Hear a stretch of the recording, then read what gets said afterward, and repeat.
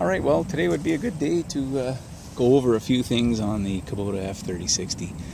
We have 3 of these tractors, and I think they're a pretty good machine for what they're intended to do. You can use them to cut grass. This one's only ever cut grass.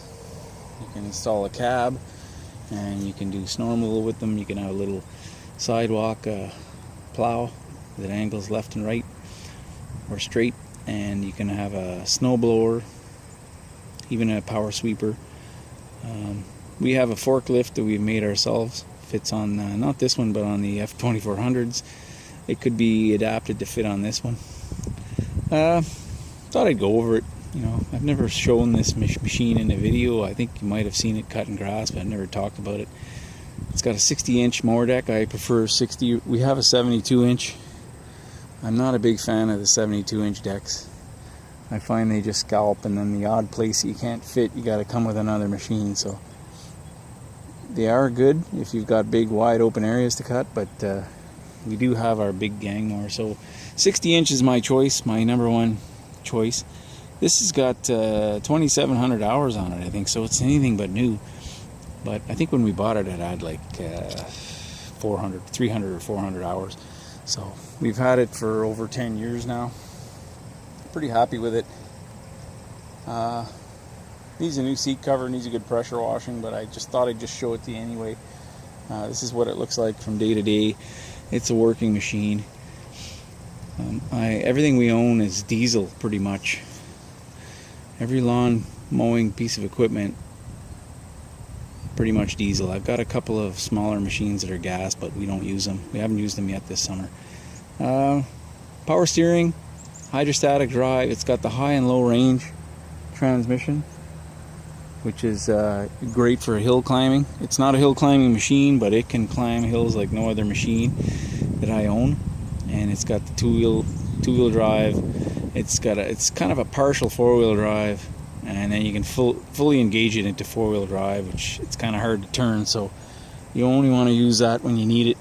It's very hard on tires if you leave it in there all day long. It's got a little counterweight on the back. Came like that from the factory. And it's got this one doesn't have the left and right wheel brakes, which I really think it's a kind of a must. We should have went ahead and bought the option for it. It's kind of comparable to a Z series, but we don't own Z series, and I have no intention of ever buying one. That's the machine where you sit on the wheels. They're very popular. I think they're great machines, but hard to do hills with them, and you can't put any attach. They're only meant to do one thing: cut grass.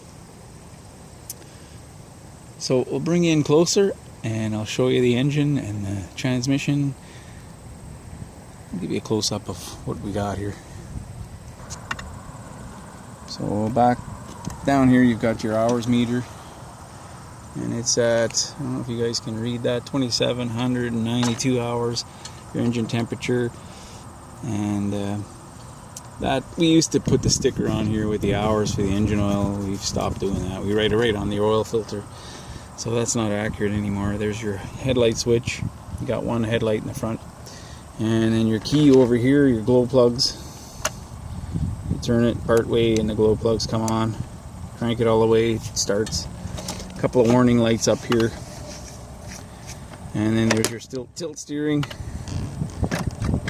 And there's your throttle right there. Engine throttle.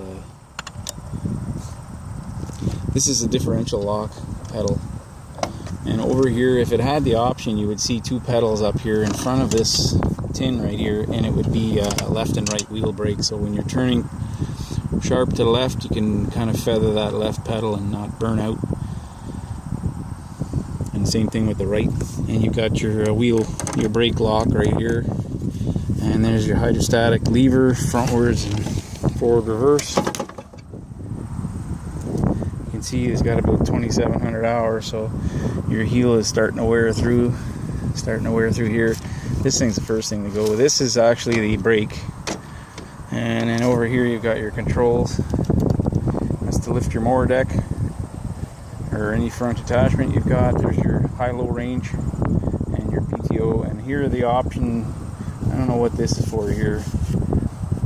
I guess you had an option to have your engine throttle here, but you've got two hydraulic control levers can go in here. Tires are pretty worn on this. They last a long time. If you're just cutting grass, they'll last a long time. Tires. The back ones seem to wear out. You'll go through 2, maybe even 3 sets of back tires before you change the front set. And then the mower deck. What I did with this, I took a torch and I cut the end off here, flush with the edge of the mower deck. So you can go along chain link fencing and any obstacle, cement walls, and without hitting the cover on it. And we have to have our cover on. So there's your gearbox. It's a PTO similar to a farm tractor. You've got a straight shaft coming out with a U-joint, unclicks very easily. Reach in there with your hand. And I know it's hard to see in there. There, I got you in closer. That's your little release for your drive shaft. And then it's what I call a 2-point hitch. It's a 2-point lift system. Very similar to the 3-point hitch on a farm tractor. You've got up inside, hard to see, but up in there is a lift mechanism right in the tranny. And these little links come down to your arms, your lift arms. They come out to hold your mower deck on. So I think it's a really good design. It lifts from the center of the mower deck. It pivots right on this point here, and it attaches back here, so it comes up, makes it straight. I just filled it up with diesel fuel and I spilt a little bit on the tank. Like I said, it needs a good pressure washing, but it needs a seat too. But we're trying to make money with this. I'm not one to spend money on something I don't need to, so I'll probably over the winter, if I have time, I'll do some seat covers. So there's your 4-cylinder liquid cooled, there's no turbo, but it's a liquid cooled diesel. And there's a little radiator. The radiator is right behind your seat. It pulls the cool air in through this screen and through the rad, and then blows out the bottom and out the back a little bit through that mesh. So 4 injectors and glow plugs. You can see the glow plug rail there, 4 of each injectors. Nice air filter. I clean that every day, pretty much every day, unless it's raining out. And the ground's been pretty wet this summer. It's the wettest summer on record, I think, so we haven't really had to clean them too much. But some days we have to clean them. We have to clean the rad sometimes twice a day. There's your little tiny rear differential. And plastic fuel tank right here. All around, I think it's just a great tractor. It's proven itself, 2,700 hours of reliable service, so I like it. So in here, I pulled the screen out, and in here you've got your metal lines for your transmission cooling, and again a secondary screen to block any grass clippings or big debris from going into your rad. Then you got your radiator, aluminum radiator behind there. There's a little drive shaft down there. You can kind of see. It's tough to see in there. Greasable with the little plastic fan blade, which that shaft goes directly into the transmission. So hydrostatic transmission, just liquid flowing around in there. Not much to see in there. It's kind of hard. So down here you've got that's the oil filter for the engine. Over here, this blue filter is the transmission oil filter. And there's a third filter just like that canister filter. It's underneath the wheel fender over there. And it's for the diesel fuel, I think. I'll go check. No, my mistake. The F2400s have another canister filter. This one here, this little tiny filter here is the fuel filter, and there's a little primary electric fuel pump. Just one little wire. It just supplies fuel to the injector pump. Another look at the... Oh yeah, there's a hydraulic cylinder for the steering. hydrostatic steering, and really a trouble-free system. Never have trouble. When you're spending 8 hours a day turning left and right, you want power steering. I used to have a machine with no power steering, and at the end of the day, your shoulders and your arms were pretty sore. But this is a big step up from air-cooled gas engine, especially a carbureted. Fuel-injected machines are a little better, getting better, but pretty hard to compare to liquid-cooled diesel. I'm not going to tell you it's the best in the world, but I wouldn't buy anything else myself.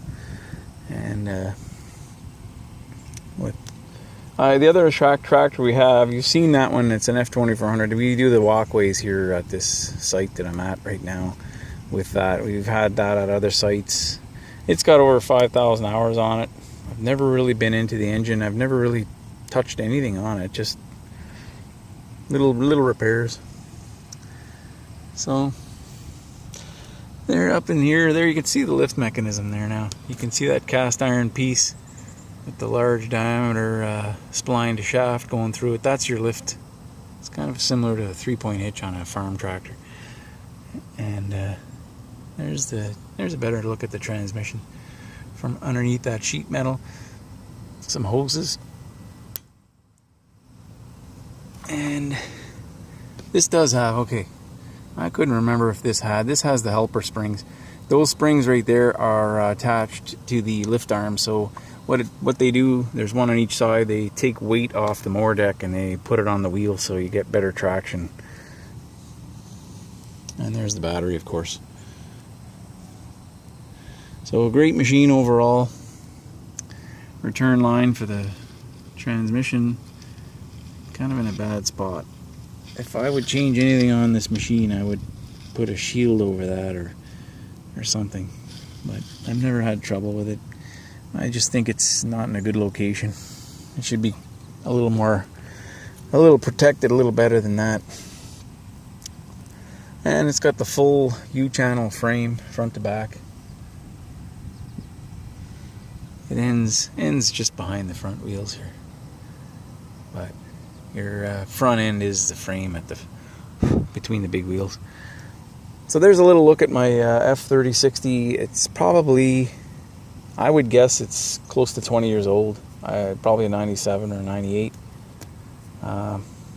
Maybe a little newer than that. We've had it for over 10 years now. So they haven't made these in over 10 years. So there's the steering. And this weight, if you didn't have this big counterweight, I would look for one and get one. What it does is protect the steering completely, and it protects the sheet metal, the hood. So there's the flywheel. There's a ring gear for the starter. There's the hydraulic. I think that's the hydraulic pump for the power steering. So it's got its own pump for power steering, and it's got a separate pump, which is the hydrostatic transmission. One of the things I think I forgot to mention, I was thinking about talking about it, is you can put a striping wheel on this. A lot of guys like to do the striping. So in between these two wheels back here, this little wheel, and there's an identical wheel on the other side, there's a device. I think it's custom made. It's about $1,000. Okay, I was mentioning, someone just called me there. I was mentioning the striping wheel you can mount behind that mower deck, and the bearings in these little wheels here are really a weak point on this machine. You almost need to buy an extra set every summer. I think the tank is about, a 5-gallon can won't fill it, but it can't be much more than 6 gallons, maybe 6.5 gallons at the most, and that'll get, you can cut for 8-9 hours steady. Depends on how thick the grass is, but on a normal day, 8 hours, no problem on a full tank. And a gas machine, you won't get away with that. I know I've owned 23 horsepower gas, air-cooled, and when we were cutting the same grass, a 5-gallon tank wouldn't last 6 hours. So, you know, you're about five, maybe 5.5 hours. I don't even think that. I think it was less than that. I think it was closer to 4. So you can correct me on that in the comments. 60-inch mower deck, 23 air-cooled gas would probably burn I'm gonna guess about 10 gallons a day, so just do the math. If you've got 6.5 gallons and you got a little bit left on this tractor, and your gas machine you're buying 10 gallons, yeah, that adds up over, over the month, over the summer. We can go over those numbers in a future video.